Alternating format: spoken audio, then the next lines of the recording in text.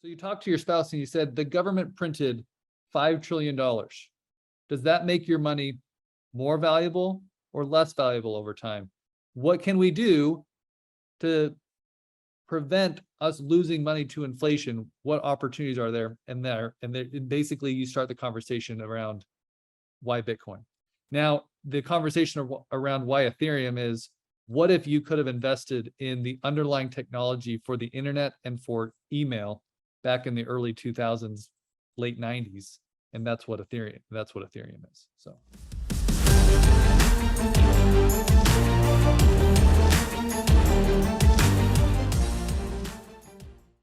What's up, everybody? It's another week of Wealth Webinar, joined here with Spencer Montgomery. You're going to hear all about what he does, but he's a legend in the crypto space.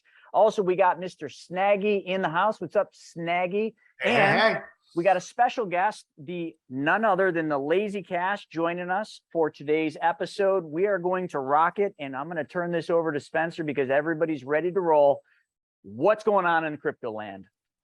Hi, everybody. Thanks, Chris. Excited to be here today. So I'm going to do things differently than I've done in the past. So if you've attended one of these, we're gonna have some fun today. So I've got a question that I'd love for everyone to participate in. And while you answer that, then I'll kind of give you a little bit of background around my story. But the question I want you to answer is, I don't own crypto because, and complete that sentence. I don't own crypto because. Listen, there are no wrong answers. I'm just curious. I want to get a pulse for what it is that causes you to. It can be fear. It can be, I don't have money. I have too much money. Like, I don't need to. I'm just curious to see what is the reason. Don't understand it. I would say that's going to be the most common answer. Don't know where to begin. Learning curve, investment, lack of knowledge. Lost a bunch of money on it before. That's super valid. If you haven't lost money investing, then you're not doing it, right? Like it's just part of it. Don't know much about it. Scared, which is fear, lack of knowledge, volatility, no expert guidance. You know, the people that do invest in it, this is what I've learned. The people that invest in crypto and have made money is because in some part, they got lucky that they knew somebody that was doing it ahead of them, and it taught them, walked them basically step by step so they didn't have to fear it. And that's exactly why Chris has brought me on board, is so that everybody has a guy that they can go to and feel like they're not doing it on their own. So while we'll keep letting these come in, and again, I would love for you to keep putting the answers in here. I want to give you a little bit about my story. So I was just like everybody else, where I graduated from college, went and got my first job, landed a great job in San Francisco working for a startup selling software. And literally it was like the most fun you could have, right? There were beanbags, there were ping pong tables. I literally played an hour of ping pong every day. And our company was growing super fast. This was back in 2014 to 2016. And I'm like, man, I'm on a rocket ship. And we ended up getting acquired by Microsoft when we had grown from 100 employees to 400 employees. And I was like, this is a big deal. Well, it turns out that maybe a handful of people actually made any money. I made a total of 20 grand. Not going to be retiring anytime soon. And I thought, like, if this is it, like, I'm never going to get ahead.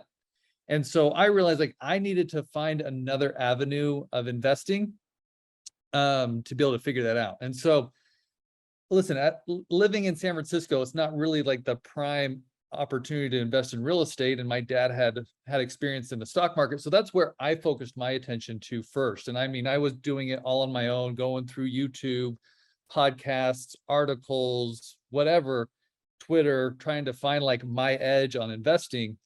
And I took my $20,000 and very quickly it turned into $10,000. Like, I thought I was smart. The market reversed the other way, and I ended up losing money. And so at this point in time, like, I had learned about the Federal Reserve. I'd learned about the importance of like sound money and how much our government and our Federal Reserve has been printing money. I even read a book, and Chris knows this book, The Creature from Jekyll Island. If you haven't read that book, put that on the top of your list. And I'm gonna say, like, it's important, but let me tell you, it is a bore. It can be very hard to get through. You got to get it on the audiobook version, because it kind of helps you get through it. But literally, it talks you through why the Federal Reserve was created, what their job is, how they're managing things. And I realized that there was a problem. Like, I didn't love how they controlled all of the money. They were printing money to basically just kick the can down the road for somebody else. And literally the next day, I received an email that's like, hey, there's this new digital currency that's supposed to be better than gold, and you had something else that was supposed to be better than Bitcoin. And so I went down that rabbit hole and realized, like, this might be just the solution that I've been looking for. And it was just all timed really, really well. And so in 2016, I bought my first Bitcoin at $600. I bought my first Ethereum at $12. And I started out with a very small amount. I started off with $5,000. And because that's what I actually recommend everybody, the way that they start off is not to pour in more than they're comfortable with doing. At that point in time, like, I had a lot of other money to invest, but $5,000 was what I was comfortable with. And to be honest, my first investment in Bitcoin and Ethereum, I saw it go down by 25, 30%. Now, here's a question. If you've invested in crypto, how many have seen their investments go down by 20 to 30%?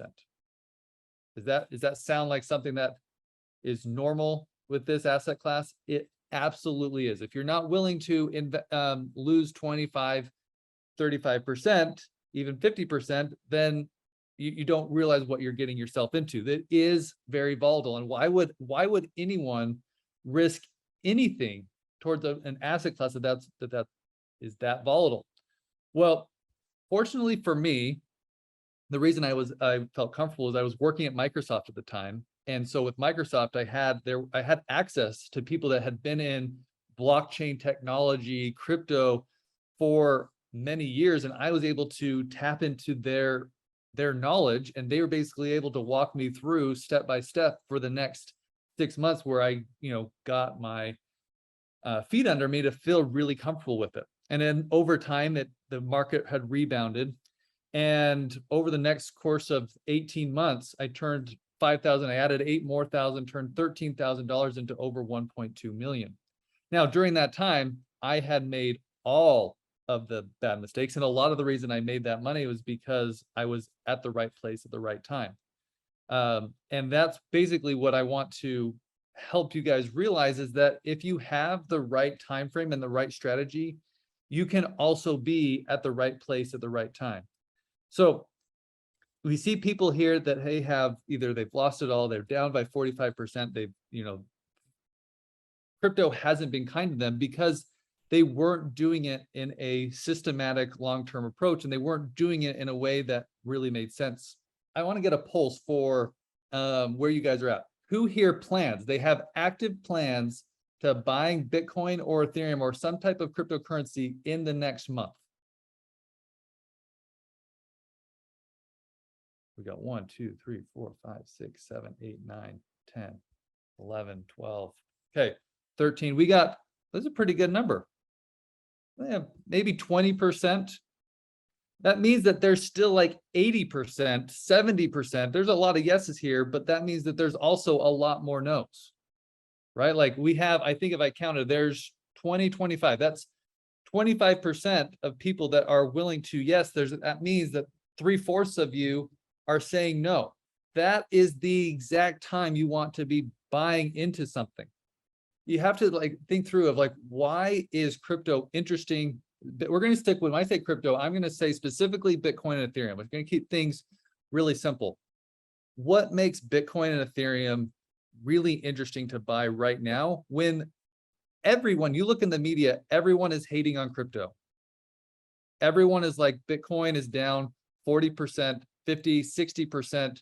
Why is it something that some people are investing in? And some people will say, well, they have extra money that they can afford to lose. That's why they're going to invest in it. Let me tell you, nobody has money that they are willing to lose. They invest in something because they believe in it. The question becomes, why are people believing in Bitcoin and Ethereum? one person said it really said well, like it's early, right? Like when you look at just this sheer number of people in crypto, compared to the masses, you're like, we're still early, but like, are we early as in like, it's going to take another 5 to 10 years, or is this like, it's going to rebound tomorrow? That's not enough of a reason for people to get in. When we look at reality, it's around 10 to 20% of Americans have invested in crypto. And BlackRock just announced that 40% of Gen Z millennials, they all see crypto as the future of investing. So 40%, they're going to become the masses. And so when we're only at 10 to 20%, we fast forward in the next 5 to 10 years, that number becomes 40, 50, 80%. I love how people are given as to why they're investing in Bitcoin, right? Like they talk about BlackRock, they talk about only being 21 million Bitcoin. As we go through this, I want, if you have a specific question about Bitcoin or crypto, you're like, listen, if I just understood this one question, it would give me confidence to buy. Like I want to answer those type of questions. I'm not going to be talking about how to do things on this seminar. I'm going to talk about why you should be interested and exploring and at least committing some type of your portfolio, because listen, nobody knows the future. Anybody tells you they do know the future, they're lying out of their ass, right? I don't know anything. I only operate on probabilities. And when I look at the probabilities, I'm saying the probability is high that we're going to need a solution like Bitcoin and Ethereum. And one of the main reasons for Bitcoin is that there's only 21 million coins that ever exist. And so when you have a fixed amount of money compared to an infinite amount of money in terms of money printing, there's going to be a transition to scarce assets. When you look at money, money can be printed ad infinitum. That makes it not scarce, whereas Bitcoin is limited, which makes it scarce. And so when we start talking about big numbers, like the government, they just signed a bill worth, how much was that worth? I think yesterday, what was that bill worth? Several $100 billion. If you combine it with the CHIP Act, almost $1 trillion. Yeah, about $1 trillion. Okay, $1 trillion. How much? You look at Bitcoin being worth $24,000 a coin.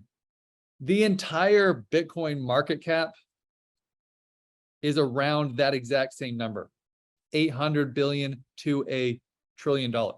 They just printed the entire, they created one whole Bitcoin ecosystem. And they seem to be rolling that out every 9 months, every 15 months. They keep rolling out a new bill that requires that amount of spending. When you put that into perspective of where Bitcoin is, you realize how small in relation to everything else Bitcoin it still is. The problem is you gotta stop paying attention to the headlines. Like honestly, it's like advice that I should be taking is like, I gotta get off the Twitter and stop hearing all of the reasons why the market's about to crash. And I need to think long-term. You think about why do institutions, even churches, governments that have amassed a lot of wealth, the number one secret that it always goes back to is they have a lot longer time perspective, time horizon than everybody else. The wealthiest have a long-term horizon, and we got to stop thinking about what is going to happen in the next 6 months, the next 18 months. We got to be thinking about what do we want to be in 5 years and 10 years, and what assets are you owning to get you there, right? And when you're doing it, you have to go against the hype, right? Like literally, I cannot express that. You have to just like, if anybody doesn't believe that Bitcoin's going to get back to $60,000, $70,000 at some point, that's where you have to feel like, I don't understand this. But anyone that understands it realizes that it's going to get back there. Then why wouldn't you be exposing yourself to that opportunity? So have you guys noticed any questions in there that I can start answering to kind of direct where people they're kind of missing as to why they need to start getting into these assets? Well, I think one big thing is what Eve said here in the Q&A. If the government rules crypto as being an illegal currency, like China did, to curb illegal activities and makes their own digital currency as the only legal digital currency, how will that affect current Bitcoin in the market? That's a great question. One a lot of people are thinking about.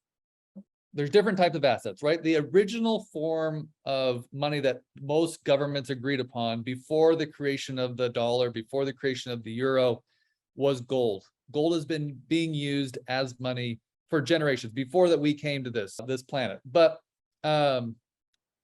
eventually, it was hard to transact in gold. It's hard to like cut the gold, hard to shave it, transfer it. It costs millions of dollars to transport $1 million or $1 billion of gold. And so they created this new money system where the governments are in control. We call this the fiat standard.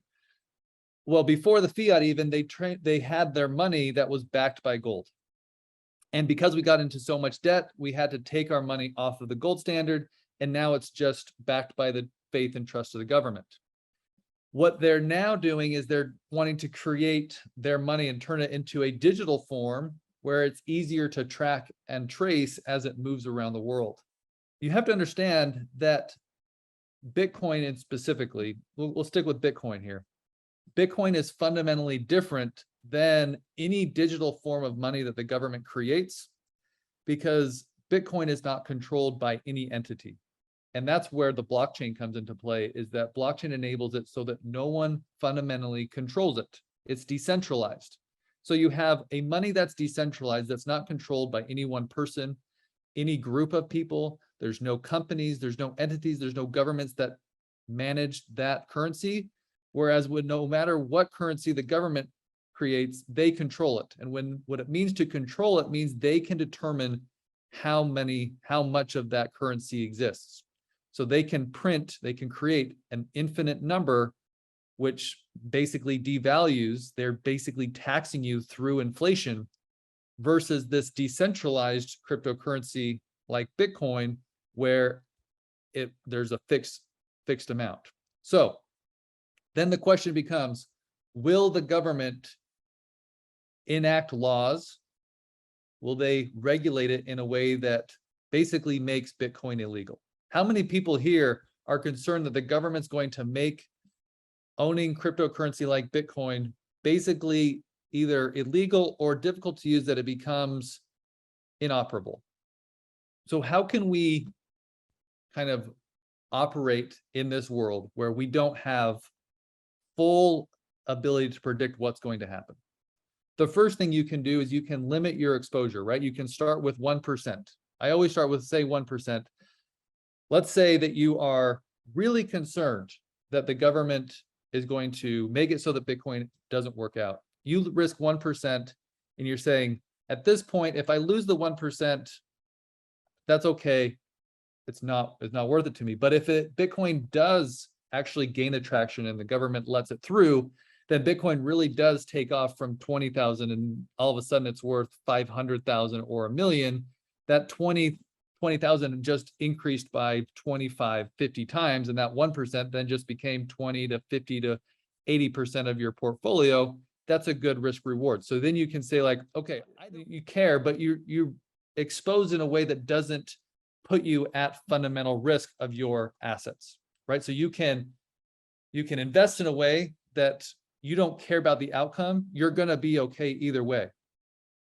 But let's say that let's say that you're really scared that the government's going to take control, and so you don't do anything, but then you're wrong, and the government doesn't kibosh it, and it really does take off, and your currency, your assets, they inflate away, so they're not worth as much, and it would have been very beneficial to be in Bitcoin. So what you can see Bitcoin as is basically an insurance policy on things going wrong, as well as technology continuing to advance. Now, so we've talked about what to do if we don't even know the future, but let's now look at some of the things that are happening to kind of help us make more probabilities as to what is the likelihood of the government's banning Bitcoin and making it basically inoperable. Well, for one, the most recent news headlines has to do with BlackRock. BlackRock is one of the single largest asset managers in the world. Do you think that they own assets on behalf of government officials? Do you think that they own assets on behalf of the most powerful people of the world? Most likely. And what they just did over the last 2 weeks is they made it really easy and accessible for their clients to invest in Bitcoin and Ethereum specifically. They've done it in 2 ways. They did a partnership with Coinbase, which connects to their basically investment wealth management system to make the process really easy. And then they created I want to say it was like a trust or a bank specifically designated to accessing these crypto assets. You have to realize that they have access to over $8 trillion of assets. And if they put just 1% of their assets, Bitcoin goes to, I thought it was like $80,000. If they put 2.5%, it goes to $400,000. I'll have to look up specifically the exact numbers, but you have one of the largest asset managers who, again, they're tied to the very elite, to the very people that have the power. If they're making it accessible to those people, there's high likelihood that they're from their connections that they don't see the government putting a kibosh on this.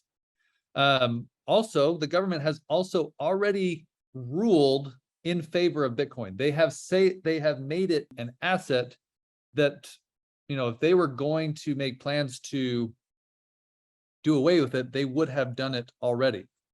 But because you have other parts that make it show that they're not going to do away with it, is all of the investment by publicly traded companies that are putting it on their balance sheet, by other governments like El Salvador that are buying $500 million of it. And so again, there is enough momentum in this direction that makes it so that everybody should at least be considering it. I'm not saying that you need to make it your number one investment asset. You don't need to sell any real estate or any amount of real estate. It's like, let's just start with 1%, 0.5%, so that you can start getting familiar with it. And then best case scenario, things really do take off. Or I guess worst case scenario, you don't expect it to, but it really did take off and you're able to benefit from that. I'm not here to say that Bitcoin is going to fundamentally change your outcome. I'm not going to teach you how to turn $5,000 into $10 million. That's not what Bitcoin and cryptocurrency is about. It's about gaining a better producing asset and diversifying from the assets that you already have. You think about what are your assets? Like, how much are you designated to the US dollar that's basically losing 10% every year to inflation? Maybe it's 5%, but how much of your assets are in that asset class of US dollars is essentially losing money? That's what if you could have another asset, replace that with an asset that would appreciate on a year-over-year basis. So wanted to pause and make sure I'm catching up with all the comments and questions. Yeah, there's a lot of them. And one thing I do want to say, I didn't want to interrupt it. There's so much coming into the chat. We got to get any questions that you have, get them over into the Q&A. We can't keep up. We're doing our best trying to, but when I answer one, 4 more are coming in. And Blaine, I know you keep posting the same thing. Ask it in the form of a question and put it in the Q&A. And let's talk about that, because listen, like, I know you're just trying to make like a smart comment here, that blockchain is 100% insecure. First off, like, where's the proof? Where's the facts? And let's talk about it, because other people are also concerned about that. We've seen a lot of things happen in the crypto space. A lot of the staking that everybody said was guaranteed, I called their bluff. I remember being at an event in Las Vegas and sitting next to this guy, and he's just raving about the staking and how these returns and that return, and all that's ringing in my head, I didn't even want to like open my mouth, is He's violating the fourth law of wealth. He's seeking unrealistic returns. There's no way that's real. And sure enough, what he was talking about went belly up, and all those people now can't get their money back. It's a scary thought, but I don't know as if that really comes down to blockchain is 100% insecure. I think it has to do with a bigger thing. And I want to talk about that. So Blaine, please get that over there. Stop just posting it in the chats. So yeah, let's talk about what has happened in the crypto space over the last 3 months that has caused a lot of the concern around the viability of crypto assets. So if you remember to 2008, 2010, we had a huge crisis in terms of the housing market. What caused the housing market to crash? It was over leveraging. People were using too much of the money that they didn't have to invest in these assets. It created this bubble. And so when the bills start getting called, that created this cascading effect. The same thing happened in crypto over the last year, where people were buying crypto with money that they didn't have. And a lot of the reason they were doing that was because there were firms that were promising 10, 20% returns on their money. And so they're like, hey, I'm going to go take a loan out that I'm paying 5% on, and I'm going to go put it into this other currency, and I'm going to get 20%. That's like free money. Well, you have to understand that there were a lot of bad actors in the form of exchanges and what they were called, these so-called banks, that they were saying, hey, do you deposit our money? We're going to pay you this yield, but we're not going to tell you where this yield is coming from. In reality, they were investing it themselves, and they're basically managing a hedge fund. And then they were going to pay out the returns in the form of a yield. It was, in a sense, illegal, and people were they were using too much of money that they didn't have. And so then when the price started going the other way, people started selling, the price dropped, they were forced to liquidate because of the calls on their loans.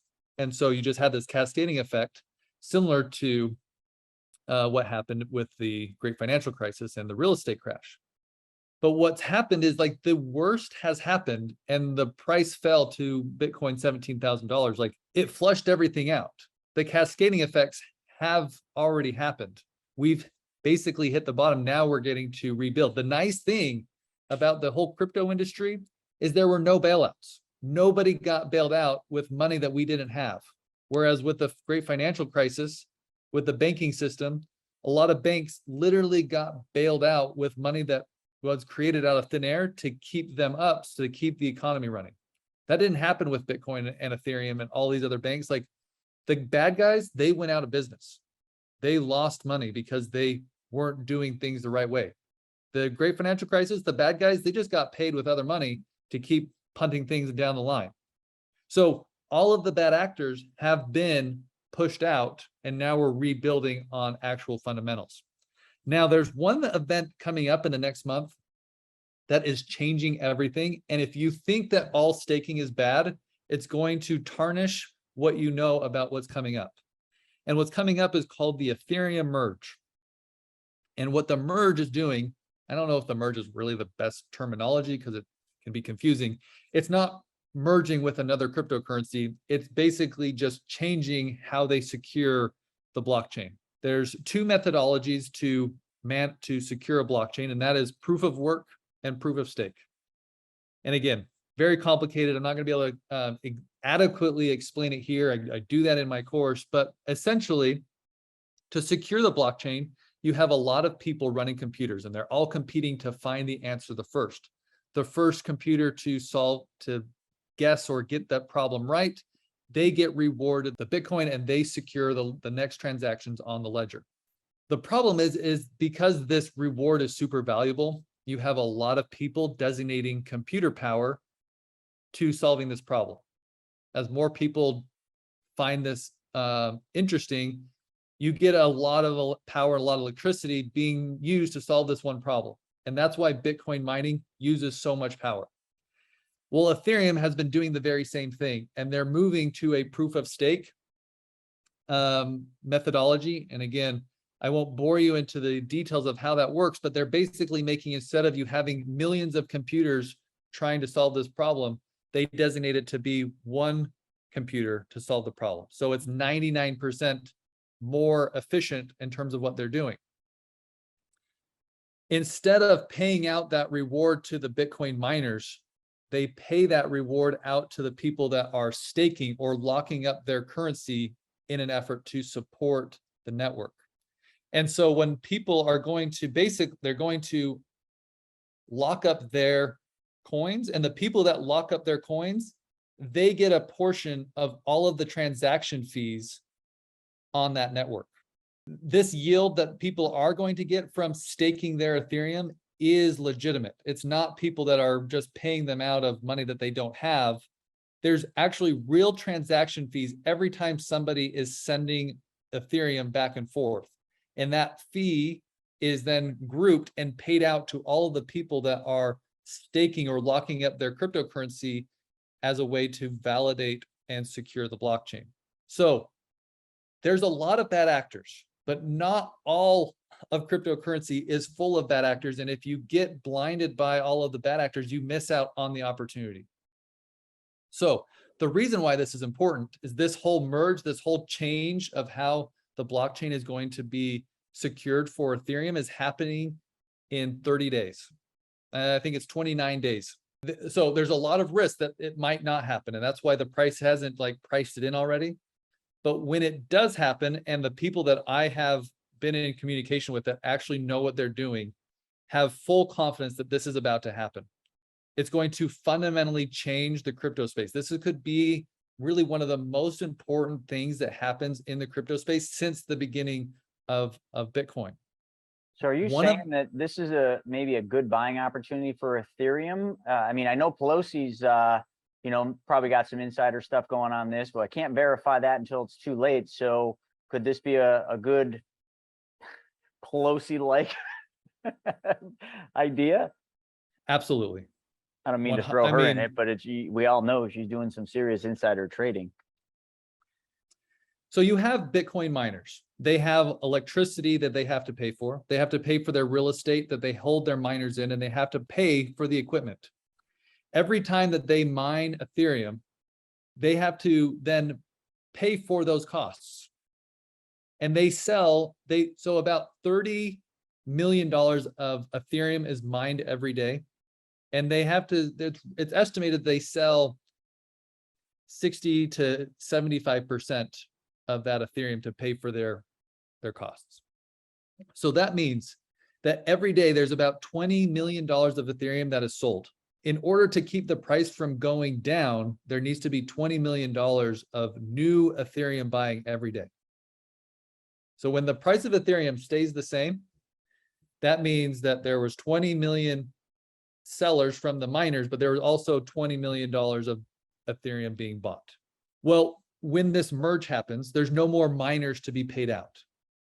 So they also don't have costs that have to be paid.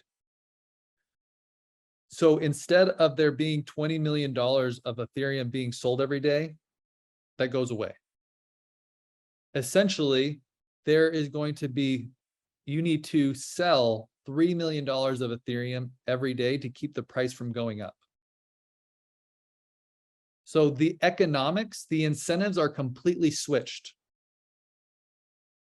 There's going to be a lot of buying pressure on Ethereum simply because there's no more miners that are having to sell their Ethereum to pay for their costs. That just goes away.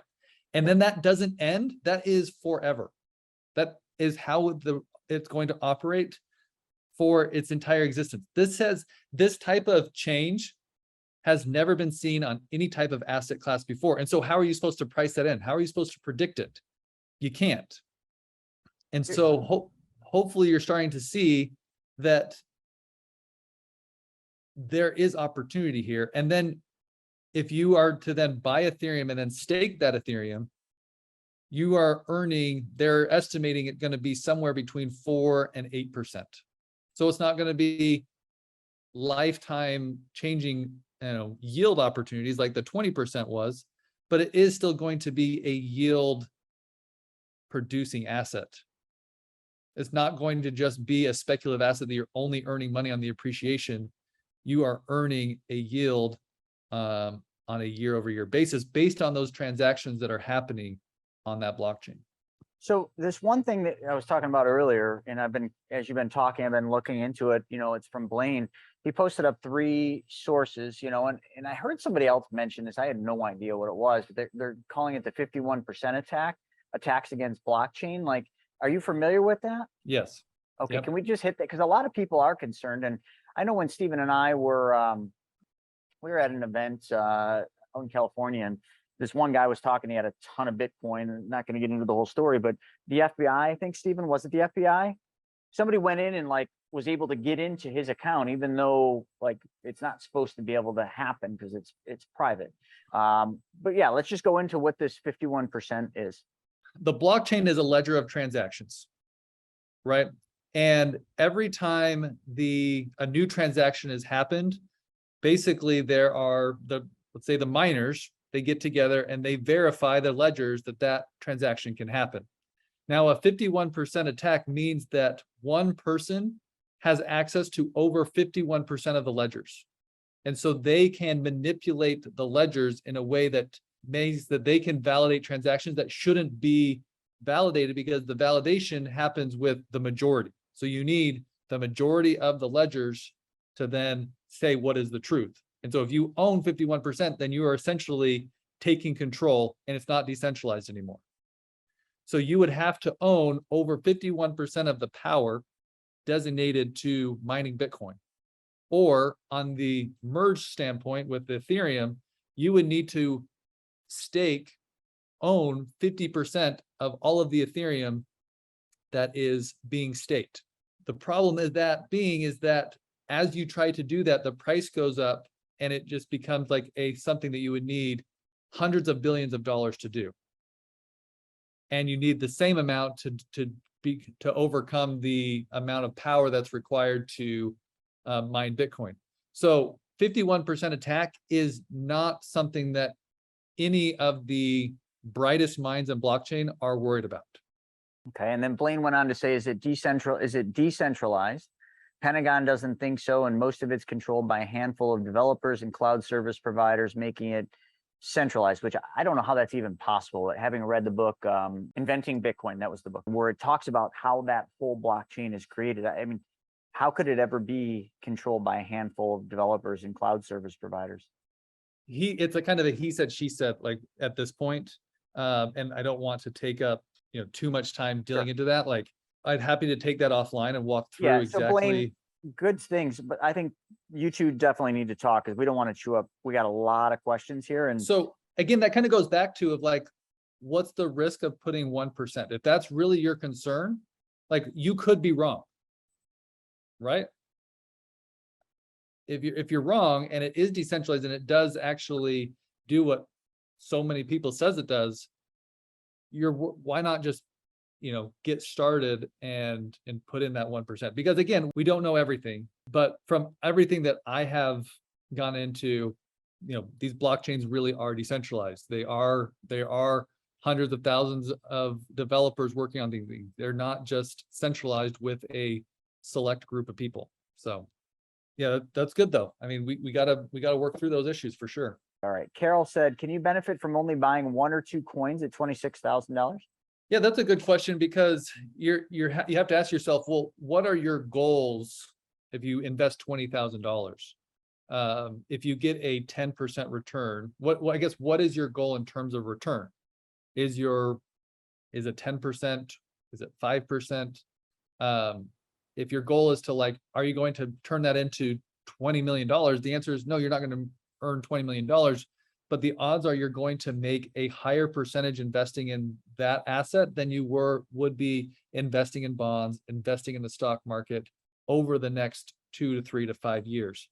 On average, there is, I want to say it's somewhere between 40 and 60% year over year return when you take Bitcoin with a 5-year time horizon. Next question is, should Matic be bought when you buy ETHE? So ETHE it's essentially like an ETF that follows the price of Ethereum. Matic is a cryptocurrency behind the Polygon blockchain. Now, I can't say what you should or shouldn't do. The reason why Matic is interesting is because it's powering a lot of NFTs that are being used in industry, that are used with big brands. So like it's gaining a lot of real world adoption. Should you be buying that? I don't know. It's also going to it's going to be a lot riskier.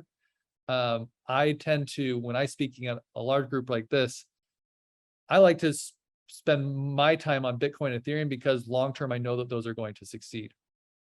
Kevin Kelly asked a good question about explaining halving. So this is actually really important. Every 4 years, the amount of reward to the Bitcoin miners gets cut in half. That's why they call it the halving. So originally, when you were mining Bitcoin in the very first 4 years, you were getting 50 Bitcoin basically every 10 minutes. But that was when Bitcoin was worth a few cents. Today, miners are getting 6.25 Bitcoin every 10 minutes. That's 6 times 20. That's about $140,000 that's being mined every 10 minutes. And so in 2024, that reward will get cut to 3 1/8 Bitcoin. So in order for that amount of money to be the same, so instead of it being 20,000, it would be 40,000. So what's it probably going to get there? My question to you is like, what asset are you buying that you have pretty good confidence that your asset's going to double in price in the next 2 years? The halving is a scheduled process that happens every 4 years. Another reason why people are so excited about this Ethereum merge is they think that this single conversion is like 3 halving events happening at one single time. I can get into way more detail on it again as to why that is offline, but people are seeing this as like a historic event in terms of the inflow outflow change for Ethereum. Okay, this is a good question. What do you think of the trading platforms that went bankrupt and all of the investors lost all of their money? I trade on Coinbase. Is that safer? You've had Voyager, you've had Celsius that basically went bankrupt and they lost, people that had their money there lost all their money. That is why I only keep my money basically either on a wallet or on Coinbase and Kraken. There's a couple others that are not bad, but I have been in this space long enough to know that you should not be exposing yourself to these new flash in the pan, really sexy exchanges, because this happens time and time again because you can't trust. If you don't even trust Coinbase, then you can keep it in a wallet and I can teach you how to do that. But for the most part, I think most people are going to be safe keeping it in a Coinbase. They can also set up a IRA account with Horizon, and Horizon will custody their assets, and that is going to be another super safe mechanism to keep your crypto assets. So there's a lot of different strategies. It depends on what your time horizon is and your risk profile. We can talk about the different ways that you can ensure that it's going to be protected. Here's another good question by Kevin Kelly. If you buy ETH before ETH 2.0, how does that convert after the merge? If you just keep it in an exchange, they will do the conversion for you. One thing that's interesting is Coinbase just announced that they are going to limit deposits and withdrawals of Ethereum for a time before and a time after to limit the confusion. Don't get scared because they're not locking you out of your accounts. They're just trying to make it so that everybody's safe and people don't do anything stupid that they end up, losing their money. So, nothing to worry about. They're going to make it so that everything gets transferred over automatically. What are different ways to turn Bitcoin into cash flow play instead of just seeking appreciation? I'm aware of crypto mining and staking, but would love your perspective. For one, I mentioned for one thing, Ethereum. If you stake your Ethereum after the merge, there will be a cash flow play there. Bitcoin, there are options you could trade options off of your Bitcoin holdings. People are doing that to generate cash flow. Bitcoin doesn't provide a lot of cash flow opportunities. That's why a lot of attention is moving into the direction of staking with Ethereum. So shameless plug, Private Money Club does provide a lot of income plays. Sorry. Yeah, you're good. But good question. Peter asked, what % of portfolio would Spence recommend for people not just starting? Oh, that's a good question. that is something that I cover in my course, that it's going to be really specific to your individual risk profile. Somebody that's just graduating college is going to have a different risk profile than someone that's retiring. And then everywhere in between. People that have already made their money and are not, they're just trying to like use this as an insurance policy, are going to be different than people that are using it to make money. So I can't say that I have a one-stop solution. That is something that I work individually with each of my clients to figure out what makes sense for them. I love this. So Sal asks, how would you go about simplifying the reason to invest to your spouse or partner? Because this is then a household investment. And if one doesn't get this, there will be no crypto buying. I love this because I have the same problem, right? Like I have a large amount of assets percentage in crypto. How am I supposed to get my spouse on board? One of the reasons that I built out this course is because most spouses aren't going to designate all of the time that people that are already committed, that have spent hundreds of hours combing through podcasts and things. Like I've boiled it down into a 3, 4, maybe 5-hour course to help get people on board. In terms of like a one sentence thing, it's like you ask, do you remember when COVID hit and the government printed trillions of dollars? Like, do we actually know how much $1 trillion is? I think for those, I've probably done this a couple times with people on the call, but like, if you haven't done this, then don't answer. But 1 million seconds, if you just counted to 1 million, that would take you in like every time you counted, it was 1 second. That would take you 11 days. Well, how much is 1 trillion seconds? We understand, we kind of comprehend 1 million pretty well. But I'm asking this to every one of you. How long is 1 trillion seconds? Do you know how long that takes? Don't Google it, like just guess. It's kind of a fun exercise. Do you have any guesses as to how long 1 trillion seconds is? And we have 1 million seconds. Here's a good guess, 100 years, right? 30 years. Okay, keep going. Keep guessing. It really is like, think about this. 1 million seconds is 11 days. How long is 1 trillion seconds? 50 years. Okay. The government printed $5 trillion just for COVID. 1 trillion seconds is 31,000 years. 31,000 years. So you talk to your spouse and you said, the government printed $5 trillion. Does that make your money more valuable or less valuable over time? What can we do to prevent us losing money to inflation? What opportunities are there? And basically you start the conversation around why Bitcoin. Now, the conversation around why Ethereum is, what if you could have invested in the underlying technology for the internet and for email back in the early 2000s, late 90s?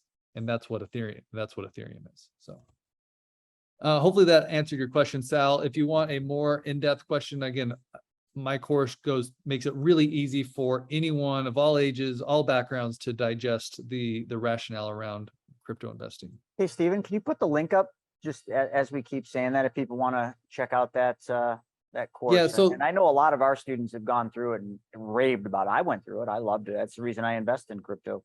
So I think the link that he's sending is actually going to be a call to book a 30-minute call with me, 15-minute call. Like, I'm happy to talk to anyone. Feel free to take this time, free time with me I'll answer a question about kind of what would be a good portfolio structure for you based on your circumstances. And then I can answer other questions about the course and how that plays out. And wow, the questions are just piling in, man. I haven't had this many Q&A questions for any wealth webinar we've done in quite some time. So this is definitely a hot topic. I've heard the upcoming merge is only the first step in moving to proof of stake. Is that correct?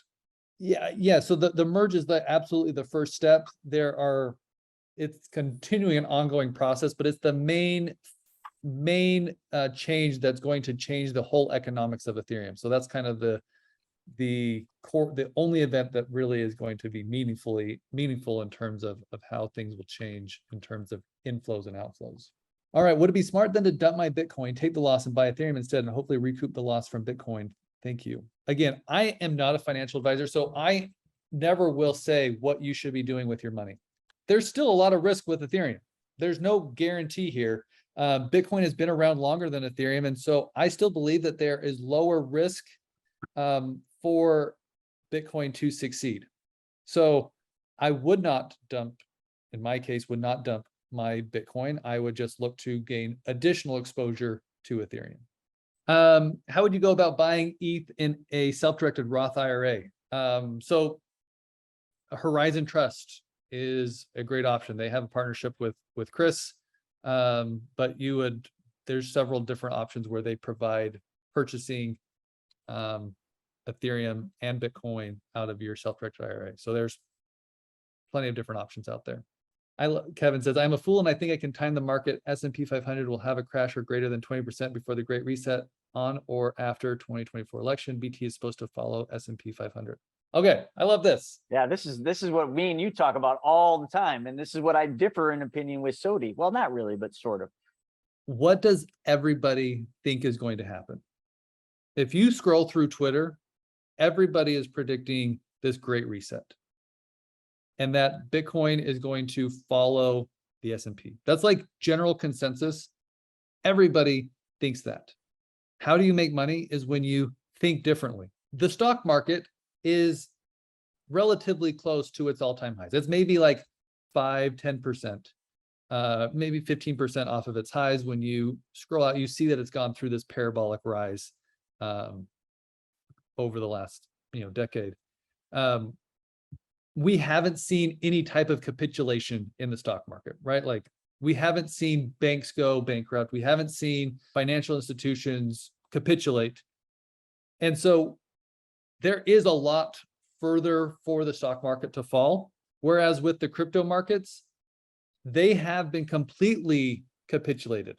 Like we've basically already gone through the crash in crypto and now we're rebuilding. I think at some point the crypto markets will separate from their tie to the S&P and to the traditional markets, and it might just be this merge that does that. And so I would position yourself to be able to play either scenario. One of the benefits of my course is more than just getting the education. Is every week I hold a weekly Q&A call where I go through exactly what's happening in the markets. I look at the charts, I look at the different headlines, I look at how it compares to the traditional market so that you have a week by week update as to how crypto is panning out and should be expected to play out over the next 6 to 12 months. So I do have, in terms of price, I do actually have a special offer for those that come through Chris's webinar. I'll talk to you on when you book a call with me, we can go over that. Yeah, man. I mean, a lot of the value comes from the questions. I mean, I know you could go for hours teaching this stuff, but like, these are the questions people have. And it's like, there's only been a few questions that haven't been on top of my mind. I mean, having not a big portfolio, but, rounding about 5 to 7% of my investable assets in Bitcoin. Like, listen, I'm fascinated by the questions. I think that's a great way for everybody to learn. Here's a good one. Does Spencer recommend buying and holding forever or sell after Bitcoin ETH go crazy? It says in his bio he bought and then sold at 1.2 million. Okay. I do not time the market, but I have some very clear signals of when you should be taking some profits. So I probably trade, I shouldn't say trade, I probably sell once a year at the most. And that is because I have specific goals that I want to accomplish. And as I accomplish those goals, it's not even so much based on the price. It's have I met and accomplished those goals? And so it just depends on what your goals are. If it's an insurance policy that you hope to never use, then you might not ever sell. What I have learned is that trying to buy and sell on a daily, weekly, even a monthly basis is a fool's errand that should only be attempted by those that are full-time trading professionals that they have dedicated their career to. I have some very, very simple algorithms and indicators that I walk people through that give a clear signal that, would have told you to be taking some profits back in April of last year. That they told me to sell out almost entirely back in December of 2017. that even told me to sell in June of 2019. So I'm not one for trading, but I'm also not one that's just kind of this hodl for life. For those that are interested about the course length, it's about a 5-hour commitment. I wanted to really boil a ton of content into a really consumable format. So it's about 4 to 5 hours of recorded content. And then I work with you on a weekly basis. That's, you answer any type of question related to blockchain and crypto so that you feel like you're not doing it on your own, that you do have a buddy that's walking you through step by step. Yeah, it took me a week to get through it, and I did it like just in free time, and I was hanging on to every word in it. Is my portfolio based on Bitcoin, Ethereum, or do you have others like XRP? So I do have other cryptocurrencies. That's a kind of, again, I go into those in the course. I don't like to do that in this type of format because as I'm making recommendations to a large group, long term, I only know that Bitcoin and Ethereum will stand the test of time. Others are too new and too speculative. They're too risky that I don't want to ever put anyone in any type of situation that no matter where they're going to buy, that they can be confident that it will bounce back to a higher price. Let me just hit Peter's real quick. So Peter never got the shirt for registering. We're having an issue with UPS and USPS bringing me the bags to ship the decks. So any of you that registered that we're getting one of the new skateboards, like as you can see, we've got all the labels printed, and the shirts I thought were sent out, but I'll ask Shauna if she's not on. I'm pretty sure they were already all sent out from our supplier, but the decks are all ready to go. I just waiting for stupid USPS who keeps putting stickers on my front door when my front door is open. So that's my answer. Okay, I have an account manager in London that provides me with clients that I buy Bitcoins for, sometimes up to 100,000. I then transfer the Bitcoins to the account manager. I'm using Gemini that allows unlimited deposit and withdrawals per day. Do you have any ideas on some process better than Gemini for this purpose? Yes, it depends. That's something that I would probably want to take offline, but I would say probably Coinbase Pro would be one good option to look into. There's always going to be unknowns. And the main thing I'm trying to convey is that you can deal with those unknowns based on how you structure your portfolio. If you have more confidence, then you can go more to the 10, 20%. If you have more concerns, then you just leave with 1%. The world is changing in terms of its currency, in terms of how things are, people are doing business, and blockchain is not going away. It's going to continue to grow. And so just starting with 1% is kind of a must-have. And if you do feel if you want someone to be there every step of the way, I make myself available for you to be able to do that with confidence so that you don't risk doing anything stupid. I'm kind of under the impression that everybody's going to pay the tuition of my course. They're either going to pay for it by paying for the course, or they're going to pay for it by doing something stupid. It's going to happen either way because it's new. And hopefully I can help people fast track that learning opportunity and avoid making any enormous pitfalls. So, but this has been a blast. I've had a lot of fun answering all of your questions, and hopefully you guys have enjoyed it too. Yeah, I think it's been great. The questions were awesome. Just a lot of questions around this. It's something new. And I think the way, I always like to look at it is, imagine going back to the late 1990s. Some of you are probably too young, but many of you remember that. Imagine being able to buy Google or any of the tech companies that made it through the .com crash. Just imagine if you were in on the front line of those, even Apple, like back then, like where would you be today? I mean, when you look at crypto, yes, is there risk in it? All investing involves risk. So you just got to weigh out, does the risk weigh out for the return you're looking for? Is your risk return profile in line with what Bitcoin and Ethereum? I mean, I hate using the word crypto because there's so many that I dislike, but just Bitcoin and Ethereum really. And for me, it is. But every dollar I put into crypto, like I just, based on what you just said, I threw another $2,000 into Ethereum. And you know why? It's not emotion. You brought up something that makes logical sense. I try to always invest logically. And that's how I've learned to do things. I don't care what anyone tells me. I try to remove emotion, and I just think logically, could this make sense? For me, it made sense to the tune of $2,000. If I lose $2,000, I mean, really nothing changes. For some of you, it might be 200. For some of you, it might be 200,000 that you look at the same thing. Like, can you afford to lose it? That's how I look at investing in things that carry some risks, which this does. The one thing I still haven't been able to figure out, Spencer, so I'm just going to ask you is, I still can't understand how Bitcoin and Ethereum are so correlated to the stock market. It makes no bloody sense outside of the fact that it's based on investor confidence and investor sentiment. But is that really what's keeping them so tied together? It's almost like clockwork. I mean, the market dips, Bitcoin dips. The market goes up, Bitcoin goes up. It's the most insane thing. And I never in the beginning could have predicted that would have been how closely tied they were. What gives with that? Everything is so tied to like what the Fed is doing. So I just think that there are a lot of correlations that are not normally correlated, but because everybody's attention is on what the Fed is doing, it's just all orchestrated. At some point, something's going to break and these correlations are going to break. I just don't think that that's going to last for, that's where we're at right now. But I don't think it will persist forever. So. Yeah, I can't imagine it would. Yeah, Larry, the markets are rigged big time, which is why I'm completely out of the markets.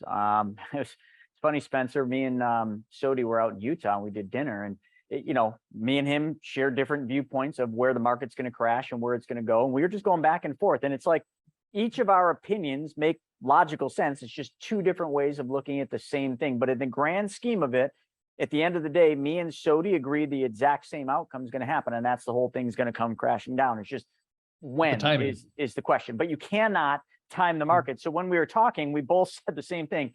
We can't time the market, but here's my thoughts based on X, Y, and Z, which are factual or historical data. And that's all you can do. But anyone trying to time the market, like a lot of people right now are buying back in thinking, oh, it's going to go up. Like if you're trying to time the market thinking I'm going to buy here and get out here, it's a dangerous proposition. The markets are so unstable right now that it's, as Larry says, the markets are rigged. It's just a difficult game to play. I'll tell you, especially with crypto, like the only times to be buying Bitcoin is when everybody says that it's the worst time to be buying Bitcoin. Yeah, which is now. And that was the case in 2016. People were like, why would I be buying Bitcoin? That's the dumbest thing ever. In 2019, after it crashed, nobody's buying Bitcoin. That was the best time to be buying Bitcoin. After the COVID crash, everybody said Bitcoin had failed. It's going to zero. That is exactly what is happening today. It's at $20,000 instead of it being at $5,000 or $3,000. And so it honestly is scary to invest in Bitcoin when you're doing it without proper understanding and education. So we're just trying to make it so the probabilities work in our favor so that no matter the timing, if you look out in 5 to 10 years, you are well positioned. I agree. And folks, just, I've said this a million times. I know some of you are new, but, I've come up with the 6 laws of wealth based primarily on the book, The Richest Man in Babylon, and the rules of gold that he taught back then. I brought it to modern day, and I really defined the 6 laws. And the third law is the one that you most need to understand right now. They're all important, but the third law of wealth says protect your wealth and invest in things that you know, like, and understand. The biggest, craziest thing, and TikTok, I think, can be responsible for lots of this, is people are investing in things that they have no knowledge on. Somebody says this coin or that coin is going to go to the moon, and they just throw money in, but they have no idea the utility or what problem that coin solves. And most of them, like Dogecoin, like that damn thing doesn't solve a single problem. Like, so you explain to me where the logic is in that. It's not. It's just somebody told them it's going to go to the moon. Well, the same thing happened in 1929. Just get the knowledge you need. If this is even remotely interesting, the course is not long, and that's what I liked about it. It's very short. You can get through it, and it's direct to the point. There's no fluff. There's no bullshit. It's just to the point. If you think this is something you might want to look at, if you think there's a possibility that this could be a play in your portfolio with your investable dollars, learn. Don't just invest because we are. Don't just buy because today I bought some Ethereum because that made logical sense. Do not do that. Learn. Spencer's course will walk you through it very simply. He'll spend time with you. He's like one of the only people that isn't just selling a product. Somebody on here said, what product are you selling? I don't know if that was just a legitimate question or if it was kind of a snarky question. And I just responded to, it was to Keith, I responded, there's no product we're selling. Like, just jump on a call with them. Yes, there's a course, of course. That's stupid. There's a course, of course. But that's how you learn. Get the knowledge, so you then can take action on that knowledge. And then like, and understand what you're investing in. If you have no emotional attachment to what you're investing in, why the F are you investing in it? That's my question to all of you that I pose. You have a 401k, you invest your money in these mutual funds. What are those mutual funds? What are you actually investing in? Can you tell me? And is it something that you know, like, and understand? I guarantee you the answer is no. I don't know what I'm investing in. You have an income fund. So what is that income fund investing in? What companies are that? What does it do? I don't know. It's the most common answer. It violates the third law of wealth. Spencer's course will help you validate the third law of wealth, because you'll invest then after the course in things you know, like, and understand. I can't put it to you any other way. The course is not expensive. And like I love that you said that. Hey, you're going to pay for the course one way or the other. You're either going to pay for it because you make a bad decision, or you're going to learn, and then that's going to be the best money you ever spent. Because cost is only an issue in the absence of value, but what is the value? That's for each of you to decide. And I hope you guys all enjoyed this wealth webinar. Spencer, that was great. Every time whether it's in the Buffalo event that we did out here, every time you got a different way to do it. I think today, where we made it all about the audience and their questions, was freaking awesome. Steven, what do you have to say back in the corner there? No, it's good, man. I mean, I always like to hear about crypto. It's one of those things that I'm kind of the bear when it comes to crypto, or at least like to present that alternative viewpoint. So it's good to have Spencer come on, talk about, what's actually going on with crypto. Because to me, it's all opinion, right? So it's awesome to learn from Spencer. And, just on my account myself, looking at making some additional buys. So let's go, right? Spencer's course, I'll be truthful with every one of you, and there's no bullshit behind this. And I can show you, I can validate all of this. Spencer is the only reason that I ever invested in any crypto. Well, I really have only done Bitcoin and Ethereum. He's the only reason, because before that, I hated it. I didn't know, like, and understand it. And I thought it was a whole bunch of shady people until I met him out. That was in Utah. I met him in Utah. He stood up. It was a mastermind. He stood up and he said, this and that about crypto. Instantly, like the wall went up. I'm like, oh, here we go. Another guy selling something with crypto. And the whole time he was there, not once did he talk about anything other than his success and his path with crypto. And I'm like, wait a second, this isn't a guy that's just trying to sling and have me give him my money so he can then invest it in crypto. And that's where the whole relationship began. And to date, he is one of the most credible, honest, most transparent people in that space. And I'll go to the grave with that one. So folks, if you even love this, or if you even remotely like the idea of this, please learn the right way. Use Spencer's knowledge. This is all he does. He's a specialist, just like your heart surgeon is a specialist. He's the specialist. So get her done, folks. Thank you for joining us for another wealth webinar. We will see you at 4:30 for the Ask Me Anything, where we're going to have a cocktail and we're going to answer all your questions we didn't get to here. Thank you, everybody. Thanks, guys. See ya. All right, so I hope you guys enjoyed that episode. We're putting up tons of them, but I think if you like this one, you'll probably like that video as well. Not only that, I've got a book that I created, Mapping Out the Millionaire Mystery, where we actually show you what the wealthy do in the game they play with money. I want you to have that for free. And if you want to know about all my new videos coming up, click that alert button. Actually, smash that alert button, and you'll be notified every time we put a new video. So we'll see you on the next episode.